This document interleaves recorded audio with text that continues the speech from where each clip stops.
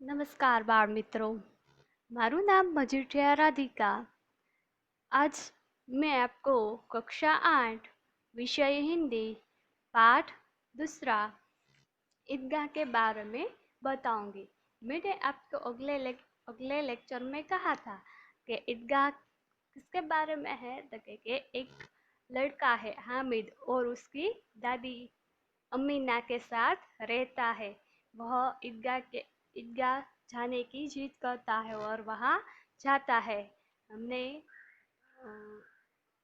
चिमटा खरीदता है ત્યાં સુધી આપણે જોયું હતું। હવે पेज नंबर 11 कहेगी, मेरा बच्चा अम्मा के लिए चिमटा लाया है। कितना अच्छा लड़का है। इन लोगों के खिलौने पर कौन उन्हें दुआएं देंगे।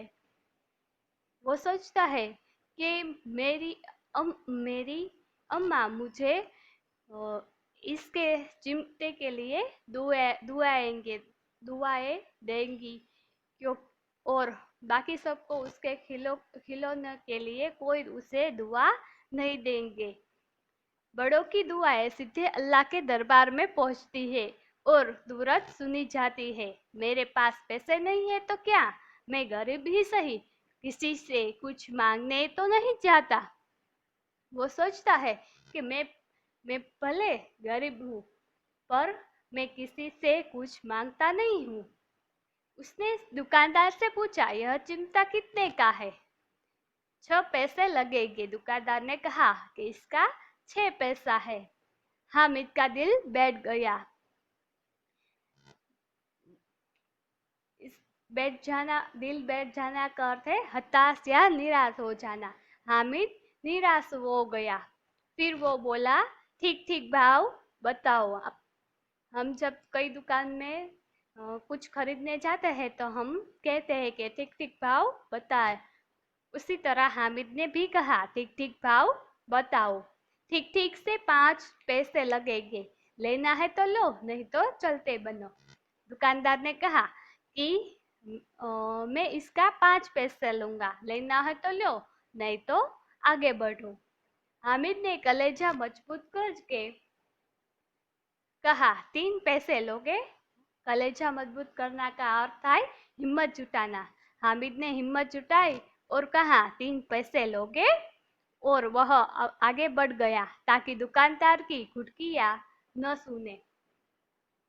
घुटकियां न सुनना इसका अर्थ है कि डांट न खाना। उसको यह लगा कि दुकानदार उसे डांट लगाएगा कि 3 पैसे में मांगा, इसलिए उसको लगा कि दुकानदार उसको डांट लगाएगा, इसलिए वो आगे बढ़ गया। लेकिन दुकानदार ने घुटकियां नहीं दी। ओ बुलाकर चिमटा दे दिया। हामिद ने उसे इस तरह कंधे पर रखा मानो बंदूक है। फिर निशान से उड़कता है हुआ संगियों के पास पहुंचा। संगियों के पास में का अर्थ है अपने साथियों के पास पहुंचना। मोहसिन ने हंसकर कहा, यह चिमटा क्यों लाया बुद्धू, इसका क्या करेगा। इस उसका जो दोस्त था मोहसिन, उसने उसका मजाक उड़ाया कि यह क्या लाया बुद्धू। हामिद ने चिमटे को जमीन पर पटक कर कहा, जरा अपनी भिस्ती तो जमीन पर गिराओ, सारी पिछलियां चूर चूर हो जाएगी। એટલે કે છે કે अपनी भिस्ती जमीन पर गिराओ तो वो चूर चूर हो जाएगी, पर मेरा चिमटा तो नहीं टूटेगा। महमूद बोला, तो यह चिमटा कोई खिलौना है। हामिद, खिलौना क्यों नहीं है, अभी कंधे पर रखा बंदूक हो गई, हाथ में ले लिया फकीरों का चिमटा हो गया ना बा मित्रों। चाहूँ तो इससे मंजीर के काम ले सकता हूँ। एक चिमटा जमा दूं तो लोगों को के सारे खिलौने की जान निकल जाएगी। वो कहता है कि मेरा एक चिमटा उसे मारोगे तो सारे खिलौने चूर चूर हो जाएगा। तुम्हारे खिलौने कितना ही जोर से लगाओ, पर मेरा चिमटा का बाल भी बांका नहीं कर सकता। वो कहता है, हामिद कहता है कि मेरे तुम्हारे खिलौने से मेरे चिमटे को मारो, फिर भी मेरा चिमटा नहीं टूटता। बहादुर शेर है मेरा चिमटा। सम्मी ने खंजरी ली थी। प्रभावित होकर बोला, मेरी खंजरी से बदलोगे? 2 आने की है। हामिद ने खंजरी की ओर उपेक्षा से बोला, मेरा चिमटा चाहे तो तुम्हारी खंजरी का पेट फाड़ डाले, बस। एक चमड़े की झिल्ली लगा दी, ढप ढप बोलने लगी। झिल्ली का अर्थ था चमड़े की पतली तह। वो कहता है कि मेरा चिमटा तुम्हारी खंजरी को तोड़ देगा। जरा सा पानी लग जाए तो खत्म हो जाए। मेरा बहादुर चिमटा आग में, पानी में, आंधी में, तूफान में जरा भी नहीं डटा। आंधी में, तूफान में बराबर डटा रहेगा। चिमटे ने भी सभी को मोहित कर लिया। लेकिन अब पैसे किसके पास धरे हैं? फिर मेले से बहुत दूर निकल आए हैं। धूप तेज हो रही है, घर पहुंचने की जल्दी है। बड़ों से जिद करे तो भी चिमटा नहीं मिल सकता। हामिद है बड़ा चालाक, इसलिए उसने अपने पैसे बचा रखे थे। औरों ने तीन चार आने खर्च किए, पर कोई काम की चीज न ले सके। हामिद ने 3 पैसों में रंग जमा दिया था ना बाल मित्रों? सभी बच्चे ने कुछ न कुछ लिया था खिलौने, पर हामिद ने तो चिमटा लिया था। फिर भी उसने सब दोस्तों में प्रभावित सब दोस्त उससे प्रभावित हो गए। रंग जमाना का अर्थ था प्रभावित करना। सब बच्चे हामिद से प्रभावित हो गए। खिलौना का क्या भरोसा, टूट फूट जाएगा। हामिद का चिमटा बना रहेगा बरसों तक। मोहसिन ने कहा, जरा अपना चिमटा दो, हम भी देखें। तुम हमारा भिस्ती लेकर देखो। એટલે मोहसिन ने कहा कि तुम मुझे चिमटा दो, मैं तुम्हें भिस्ती देता हूँ देखने के लिए। मोहम्मद और नूरे ने भी अपने अपने खिलौने पेश किए। हामिद को इन शर्तों को मानने के लिए में कोई आपत्ति नहीं थी।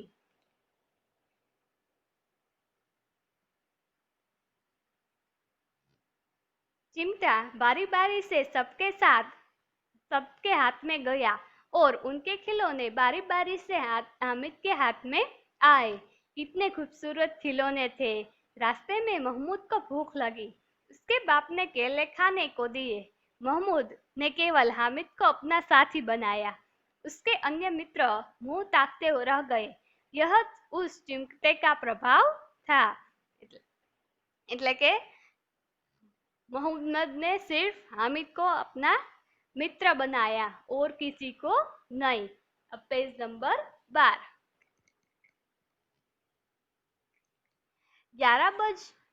11 बजे सारे गांव में हलचल मची। मेले वाला लौट आया। मोहसिन की छोटी बहन ने दौड़कर भिस्ती उसके हाथ से छीन लिया और मारे खुशी के उछली तो भिस्तिया नीचे आ गई और सुरलोक सिधार गई, इसको टूट गई। उसकी बहन ने उसके हाथ से भिस्ती ली और उसने जोर से उछली, इसलिए भिस्ती टूट गई। मियाँ नूरे के वकील का अंत उससे भी ज्यादा गौरवमय था। वकील जमीन पर या ताक पर बैठे नहीं सकते कि वकील है वो जमीन पर नीचे बैठते नहीं है। उनकी मर्यादा का विचार तो करना ही होगा, बराबर ने? हाँ, दीवार में तो खुट्टियां गाड़ी गुई, मीन्स के खिल्लियाँ, दीवार में खिल्लियाँ लगाई गई। उन पर लकड़ी का एक पटरा रखा गया। पटरे पर कागज का एक कालीन बिछाया गया। वकील साहब राजा भोज की भांति सिंहासन पर विराजे। नूरे ने उन्हें पंखा झलना शुरू किया। जिसके पंखा चलाना शुरू किया। अदालतों में उस खस की टट्टियां और बिजली के पंखे होते हैं। अदालतों में क्या होता है तो कि खस की टट्टियां और बिजली के पंखे होते हैं ना। हमें पता है। क्या आप यहाँ मामूली पंखा भी नहीं हो। बांस का पंखा आया और नूरे नूरे हवा करने लगी। मालूम नहीं पंखे की हवा से या पंखे की चोट से वकील साहब स्वर्गलोक से मृत्युलोक आ गए। इसको लगा के पहले तो उसको लगा के मैं स्वर्गलोक पहुंच गया हूँ ऐसा लगता है। फिर वो स्वर्गलोक से मृत्युलोक पर आ गई क्योंकि पंखे की हवा हवा बांस के पंखा के नाकी जाती है इसलिए।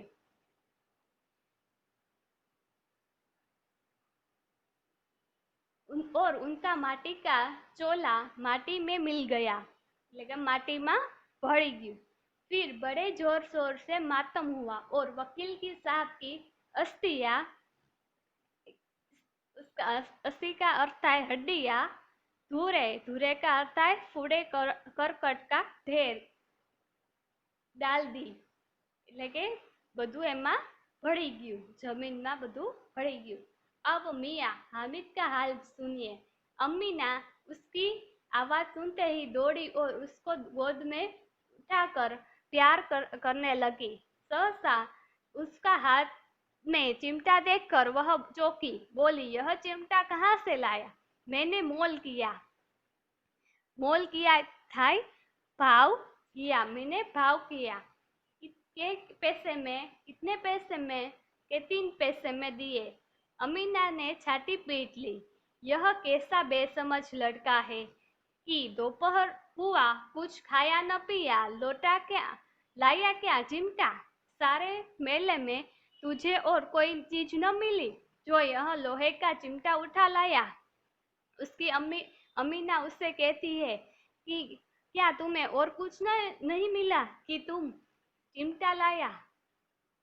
हामिद ने अपराधी भाव से कहा, तुम्हारी उंगलियां तवे से जल जाती थी इसलिए मैंने लिया।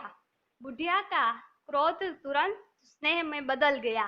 बच्चे में कितना त्याग, कितना सद्भाव और कितना विवेक है। दूसरों को खिलौना लेते और मिठाई खाते देखकर उसका मन कितना ललचाया होगा। बालक है इसलिए उसका मन ललचाया होगा। खिलौना लेने के लिए, मिठाई लेने के लिए ललचाया होगा ना। उसका झपटा इससे हुआ कैसे? झपटा मीन्स अर्थ है संयम, धीरज रखना। इतना संयम इसमें आया कहाँ से? अमीना का मन गदगद हो गया। मन गदगद होना लेके खूब खुश होना। वह रोने लगी। दामन फैलाकर हामिद को दुआएं देती जाती थी और उसकी आंखों से आंसू की बड़ी बड़ी बूंदें गिरती जाती थी। दामन फैलाकर એટલે કે आंचल फैलाकर उसने हामिद को दुआएं दे रही थी और आंखों में से बड़े बड़े बूंदे गिर जा रही थी। बराबर। अब पेज नंबर 13 शब्दार्थ। ईदगाह का अर्थ है ईद की नमाज पढ़ने की जो सानी के चारे की सामग्री जो पानी में सान कर पशुओं को खिलाई जाती है। कुबेर धन का देवता। अनगिनत એટલે बहुत अधिक, जिसे गिना ना जा सके। निगोड़ी अथवा एनो अर्थ થાય दुष्ट, अनाथ। मन तो मन। बिसात औकात का मूल्य। सिजदा एक विशेष मुद्रा में झुकना। लड़ी माला का क्रम। धावा आक्रमण, हमला। कोष खजाना, पृथक, अलग, सबील, प्याव, जब्त तो धीरज अथवा धैर्य। अब है मुहावरे। दिल कचोटना, कुछ न पाने पर दुख होना, बेड़ा पार लगाना, किनारे ले जाना, संकट से बचाना, गले मिलना, प्रेम से भेंटना, दिल बैठ जाना, हताश या निराश होना, बाल बाका न होना, जरा भी नुकसान न होना, सुलोक सिधारना, का अर्थ થાય मर जाना, छाती पीटना उसका अर्थ થાય दुख प्रकट करना। अब आता है अभ्यास। हामिद ने प्रश्न नंबर પહેલો હામિદને નીચેના પ્રશ્નોના ઉત્તર દીજીએ। પહેલો પ્રશ્ન, हामिद ने चिमटा ही क्यों खरीदा? हामिद, इसका उत्तर है, हामिद को लोहे की दुकान पर चिमटा देखकर ख्याल आया कि दादी के पास चिमटा नहीं है। तवे से रोटियां उतारते समय उसकी उंगलियां जल जाती है। चिमटा ले जाने पर वे जरूर प्रसन्न होगी। चिमटा होने पर उसकी उंगलियां नहीं जलेगी और घर में एक काम की चीज भी आ जाएगी। खिलौने और मिठाइयाँ खरीदने में तो पैसे की बर्बादी होती है। ऐसा सोचकर हामिद ने और कोई चीज न खरीदकर चिमटा लिया। और बीजो प्रश्न, चिमटा खरीदने के लिए हामिद ने कौन से कारण बताता है? हामिद ने बड़े गर्व से अपने साथियों को बताया कि चिमटा सबसे बड़ा खिलौना है, उसके कंधे पर रखे तो बंदूक हो जाएगा, हाथ में लेने पर फकीरों का चिमटा हो जाएगा, चिमटे से मंजीर का काम भी लिया जा सकता है। यदि वह एक चिमटा जमा दे तो सभी खिलौने की जान निकल जाएगी। उसका चिमटा तो बहादुर शेर है, वह आग, पानी, आंधी, तूफान में बराबर डटा रहेगा। इस प्रकार हामिद ने चिमटा खरीदने के कारण बताए। अब तीजा प्रश्न, बुढ़ी अम्मा को क्रोध स्नेह में क्यों बदल गया? उसका उत्तर है, हामिद के चिमटे लाने पर अम्मा को दुख हुआ। उसे हामिद की नासमझी पर पहले तो क्रोध आया था। फिर हामिद ने दादी से कहा कि रोटियां पकाते समय तुम्हारी उंगलियां जल जाती थी, इसलिए मैंने चिमटा लिया। यह सुनकर बूढ़ी अम्मा का क्रोध स्नेह में बदल गया। हामिद के त्याग, सद्भाव और विवेक का वह न्योछावर हो गया। चौथा प्रश्न, अब आप चिमटे का प्रयोग की तरह रुमाल के विविध प्रयोग बताइए। रुमाल का प्रयोग का हाथ मुंह से पसीना पोंछने के लिए किया जाता है। उसके अन्य उपयोग भी है, जैसे तेज धूप से सिर पर बांध सकते हैं। हल्की बारिश में भी वह कुछ हद तक सिर को भीगने से बचा सकता है। थैली न हो तो सब्जी, साग आदि बांधने के लिए काम आ सकता है। रुमाल से जादू के कुछ भी प्रयोग किए जा सकते हैं। अब बीजो प्रश्न, इस कहानी का शीर्षक ईदगाही क्यों रखा गया है? इसके अलावा आप कौन सा शीर्षक देना चाहेंगे, क्यों? ईद की नमाज पढ़ने के लिए गांव के लोग ईदगाह जाने की तैयारी करते हैं। ईदगाह जाने का सबसे अधिक उत्साह लड़कों में है। हामिद उनमें से एक है। ईदगाह में नमाजिया का भातृभाव देखते ही बनता है। नमाज के बाद लड़के ईदगाह के मेले में जाते हैं। मेले में बालकों की विविध मनोवृत्तियों के दर्शन होते हैं। कहानी के मुख्य पात्र हामिद की चरित्र की और उनकी विशेषताएं ईदगाह के मेले में ही प्रकट होती है। इस प्रकार कहानी की मुख्य प्रवृत्तियों का केंद्र ईदगाह होने से इस कहानी का नाम शीर्षक ईदगाह रखा गया है। ईदगाह के अलावा हम हामिद हामिद ईदगाह के मेले में दूसरा हामिद और उसका चिमटा आदि शीर्षक भी रख सकते हैं ना बाल मित्रों। अब पेज नंबर 14।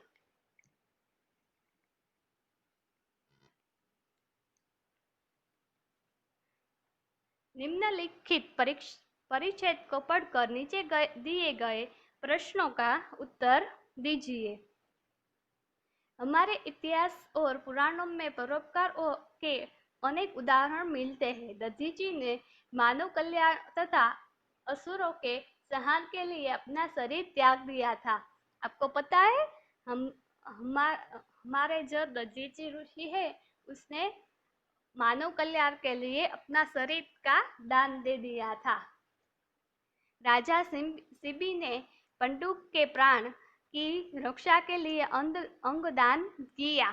महर्षि दयानंद ने विष मिलाकर प्राण लेने वाले अपने रसोइये जगन्नाथ के प्राणों की रक्षा धन देकर की।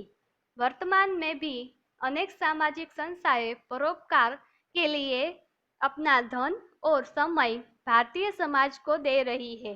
भारतीय समाज में युगों से परोपकार की सरी प्रवाहित होती आई है।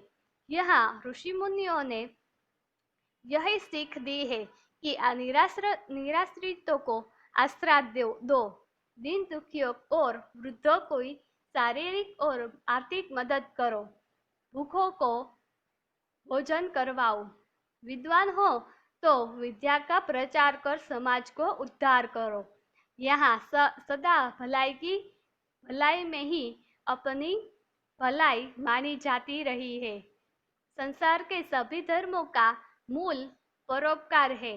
किसी भी संत महात्मा ने इसके बिना मनुष्य जीवन को सार्थक नहीं माना। लोग परोपकार के लिए औषधालय, गौशाला और धर्मशालाएं बनवाते हैं। सभी अपनी सामर्थ्य और शक्ति के बारे में के अनुसार परोपकार करते हैं, तो समाज एवं देश की उन्नति होती रहेगी तथा वसुधैव कुटुंबकम की भावना फैलेगी। अब प्रश्न नंबर 1। ऐतिहासिक ग्रंथों में परोपकार के कौन कौन से उदाहरण मिलते हैं? ऐतिहासिक ग्रंथों में परोपकार के कई उदाहरण मिलते हैं। पहला, महर्षि दधीची ने मानव कल्याण तथा असुरों के विनाश के लिए अपना शरीर त्याग दिया। दूसरा, राजा शिबी ने अपने अंग का दान देकर एक कबूतर के प्राण बचाए थे। तीसरा, महर्षि दयानंद ने विष मिलाकर प्राण लेने वाले रसोइया जगन्नाथ की जान धन देकर बचाई थी। अब दूसरा, ऋषि महर्षि ने हमें क्या सीख दी? ऋषि मुनि ने हमें सीख दी कि निराश्रित को आश्रय दो, दीन दुखियों और वृद्धों की शारीरिक तथा आर्थिक मदद करो, भूखों को भोजन कराओ और आदि। और यदि आप विद्वान हो तो विद्या का प्रचार करो। अब तीसरा, देश एवं समाज की उन्नति किस प्रकार होगी? यदि सभी लोग अपने सामर्थ्य और शक्ति के अनुसार परोपकार करते रहेंगे तो समाज और देश की उन्नति होगी। चौथो, विलंब शब्द लिखिए आश्रित, उसका विरोधी થાય अनाश्रित, अवनीत तो उन्नति। पांचवं, परिच्छेद के आधार पर अपने साथियों से पूछने के लिए 3 प्रश्न बताएं। पहला, भारतीय समाज में युगों से क्या प्रवाहित होता रही है? दूसरा प्रश्न, सभी धर्मों का मूल क्या है? तीसरा प्रश्न, परोपकार के लिए लोग क्या क्या करते हैं? अब प्रश्न नंबर 6, इस परिच्छेद का उचित शीर्षक दीजिए। तो इस परिच्छेद का क्या शीर्षक होगा? आपको पता है? परोपकार की महिमा शीर्षक रखा जा सकता है ना, क्योंकि इसमें परोपकार की महिमा दिखाई देती है, इसलिए इसका उचित शीर्षक होगा परोपकार की महिमा। अब प्रश्न नंबर 4, तुम भी हामिद की तरह किसी न किसी मेले में गए होंगे। वहां तुमने क्या क्या खरीदा और क्यों? वो तो आपको आता ही होगा, आता होगा ना। दिसंबर के आखिरी हफ्तों में हमारे यहाँ से कुछ दूर भवानी मंदिर के पास मेला लगता है। उसे भवानी मेला कहते हैं। पिछली बार मैं भी अपने मित्रों के साथ मेले में गया था। मेले में तरह तरह की चीजें होती है ना। समझ में नहीं आ रहा था कि क्या लूं क्या न लूं। मेरे पास ज्यादा रुपए नहीं थे, इसलिए सोचा कि जरूरत की चीज ही लूं। मेरे पास लिखने के लिए अच्छा पेन नहीं था। दुकानदार के भरोसा दिलाने पर मैंने एक पेन खरीदा। ठंडी के दिनों में दादाजी के कानों में ठंडी हवा लग जाती थी। उनके लिए मैंने गुल्लू बंद खरीदा। छोटी बहन के लिए गुड़िया खरीदा। मेरे मित्र ने भी अपनी कुछ जरूरत की सामान खरीदी। शाम को हम घर लौटे। गुल्लू बंद पाकर दादाजी खुश हो गए। गुड़िया पाकर छोटी बहन खुशी से उछल पड़ी। मेरा पेन देखकर पिताजी खुश हुए और बोले, काम की चीज खरीदकर तुमने अपनी समझदारी बताई है। प्रश्न नंबर 5, यदि तुम्हें मेले में से अपनी दादी के लिए कुछ खरीदना है तो क्या खरीदोगे और क्यों? उसका उत्तर है, यदि मुझे मेले में से अपनी दादी के लिए कुछ खरीदना है तो मैं चश्मा रखने का बॉक्स खरीदूंगा। दादी ने कुछ दिन पहले ही नए चश्मा बनवाए हैं। चश्मे के साथ बॉक्स मिला था, पर एक दिन बॉक्स दादी के हाथ से गिरकर टूट गया। अब दादी अपना चश्मा सुरक्षित रखने के लिए बहुत चिंतित रहती है। पिताजी से कई बार बॉक्स लाने के लिए वे कह कर चुकी, पर वे भूल जाते या व्यस्तता के कारण नहीं ला पाते। इसलिए मेले में यदि अच्छा बॉक्स मिला तो सबसे पहला मैं वही खरीदूंगा। अपनी जरूरत की चीज पाकर दादी बेहद खुश होगी और मुझे दिल खोलकर आशीर्वाद देंगी। अब स्वाध्याय। रोजे के प्रश्न नंबर 1, નીચેના પ્રશ્નના उत्तर दीजिए। प्रश्न नंबर 1, रोजे के दिन मुसलमान क्या करते हैं? आपको पता है रोजे के दिन मुसलमान क्या करते हैं? पता है दोस्तों आपको? हाँ,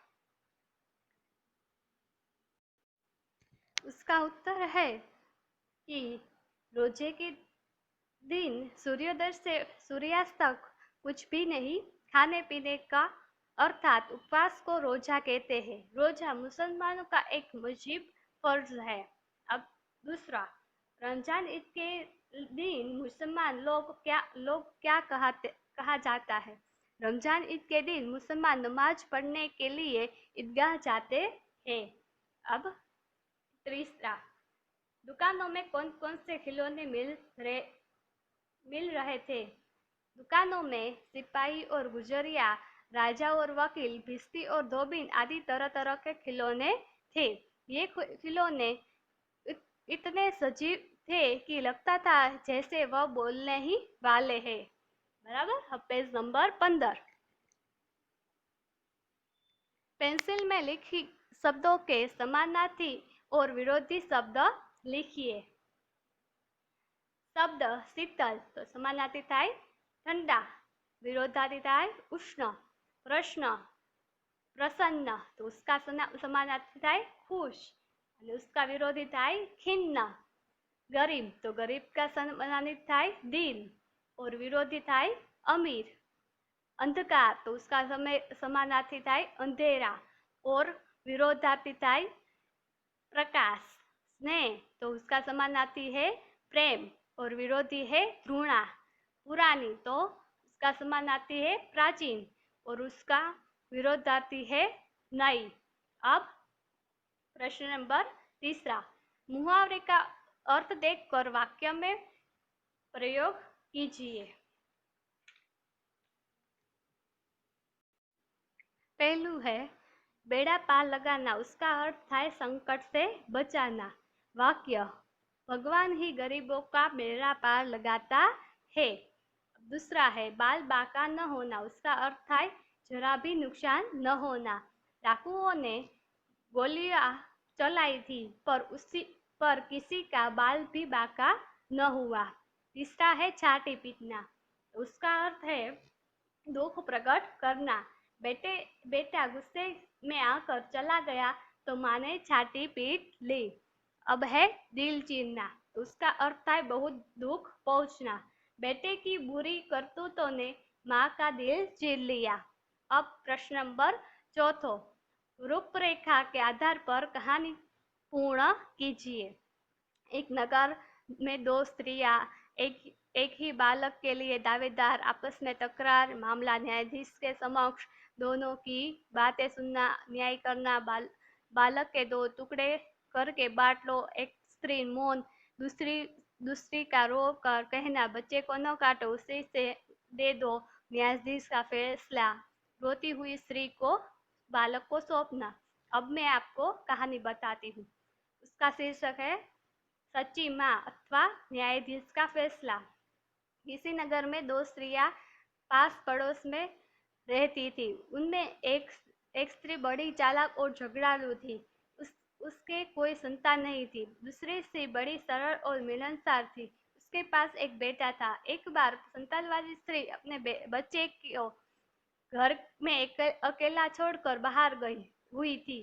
मौका पाकर निसंतान स्त्री बच्चे को पालने में से उठाकर ले गई। फिर वह फौरन बाहर चली गई। बच्चे को गुम देख जानकर बच्चे की माँ बहुत दुखी हुई। उसने किसी तरह अपनी और पड़ोसिन की का पता लगाया और अपने पास जाकर उसके पास जाकर अपना बच्चा मांगा। तब उसने कहा, यह मेरा बेटा है, मैं न दूंगी, जो चाहे सो कर ले। दोनों में बहुत झगड़ा हुआ।